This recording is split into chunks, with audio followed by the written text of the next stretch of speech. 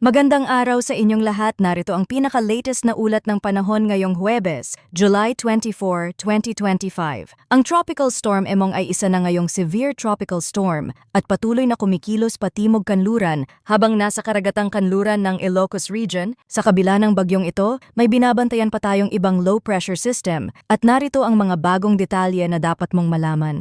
Kung gusto mo lagi kang updated sa lagay ng panahon, huwag kalimutang mag-subscribe dito sa channel. Ayon sa Pag-asa, huling nakita ang sentro ng bagyong Emong sa layong 225 kilometers sa kanluran ng Bacnotan, La Union. Kumikilos ito patimog kanluran sa bilis na 25 kilometers per hour. Taglay ang lakas ng hangin na umaabot sa 110 kilometers per hour. Malapit sa gitna at bugso ng hangin na hanggang 135 kilometers per hour. Dahil dito, nagtaas na ang pag-asa ng tropical cyclone wind signal sa ilang bahagi ng Luzon. Nakataas na ang wind signal number 3 sa hilagang bahagi ng Pangasinan at kanlurang bahagi ng La Union. Sa mga lugar na ito, posible ang hanging aabot sa mahigit 117 kilometers per hour sa loob ng 18 oras. Asahan ang moderate hanggang significant na epekto mula sa storm force winds. Nasa ilalim naman ng signal number 2 ang mga lugar ng Ilocos Norte, Ilocos Sur, natitirang bahagi ng La Union, kanlurang bahagi ng Apayao, Abra, Kalinga, Mountain Province, Ifugao, Benguet at gitnang bahagi ng Pangasinan.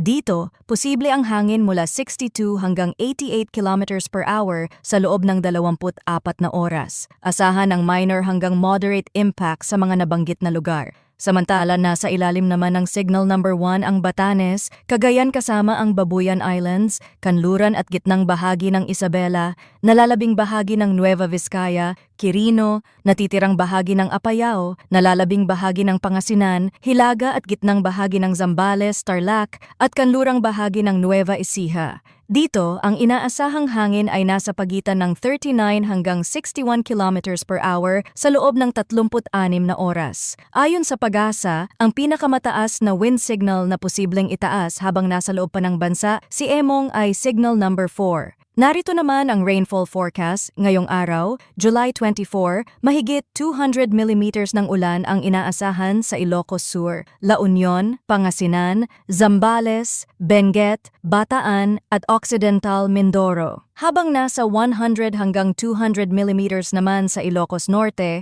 Tarlac, Abra, Mountain Province, Ifugao, ganun din ang mararanasan sa Metro Manila, Pampanga, Bulacan, Cavite, Batangas, Laguna at Rizal. Samantala, 50 hanggang 100 millimeters ng pag-ulan ang posible sa Cagayan, Kalinga, Apayao, Isabela, Nueva Vizcaya, Nueva Ecija, Quezon, Oriental Mindoro, Palawan, Marinduque, Romblon, Antique, Camarines Sur, Albay at Sorsogon. Bukas, July 25, mahigit 200 millimeters ulit ang inaasahan sa Ilocos Norte, Apayao, Zambales, Bataan at Occidental Mindoro. Habang 100 hanggang 200 millimeters sa Batanes, Cagayan, La Union, Pangasinan, Benguet, Tarlac, Pampanga, Cavite at Batangas. Ang Metro Manila, Laguna, Rizal, Oriental Mindoro, Palawan, Marinduque at Romblon ay maaaring makaranas ng 50 hanggang 100 millimeters ng ulan. Pagsapit ng Sabado, July 26, tuloy pa rin ang matitinding pag-ulan. 100 hanggang 200 millimeters sa Zambales, Bataan at Occidental Mindoro, habang 50 hanggang 100 millimeters sa Tarlac, Pampanga at Palawan. Pagdating naman sa forecast track at intensity outlook ng dalawang bagyo, unahin natin si Tropical Storm Dante. Inaasahang kikilos ito pahilagang kanluran patungong Ryukyu Islands at East China Sea sa loob ng susunod na 24 na oras. Posibleng lumabas na ito ng Philippine Area of Responsibility ngayong hapon o gabi. Habang hindi inaasahan ang paglakas nito bilang severe tropical storm, hindi rin inaalis ang posibilidad.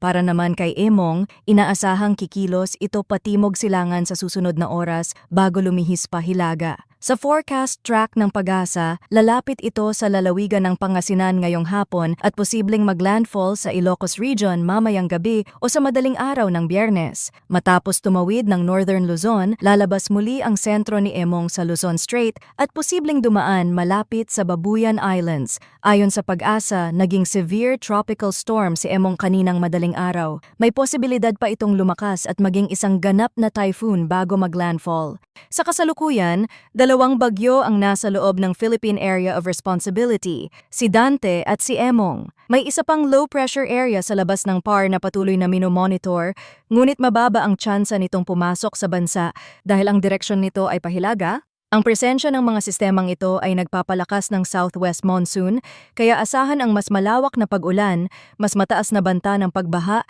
at pagguho ng lupa sa maraming bahagi ng Luzon, pati na rin sa ilang bahagi ng Visayas at Mindanao.